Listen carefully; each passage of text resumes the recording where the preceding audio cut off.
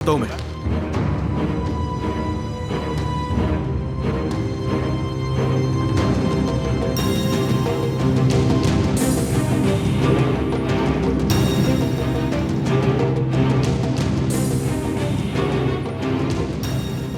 देखो जरा, चाय अधूरी है इसका मतलब कि यह भी भागा है।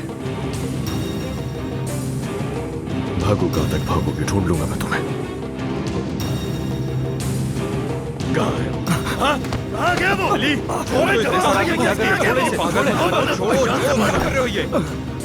ये बहुत अच्छी तरह से जानता है इस वक्त तो कहां भागा होगा। मेरी बात सुनो अली, इससे उगलवाना हमारा काम है, लेकिन हमें अरेस्ट वारंट चाहिए होंगे। आपने अब तक हमारा बहुत साथ दिया है, लेकिन इसके आगे हमारा काम है, आपका नहीं। हाँ, ये काम आपका इसलिए भाग गया वो क्योंकि आपने सही तरीके से किया नहीं। अब आप लोगों की इस गलती से नुकसान किसका हुआ? सिर्फ मेरा।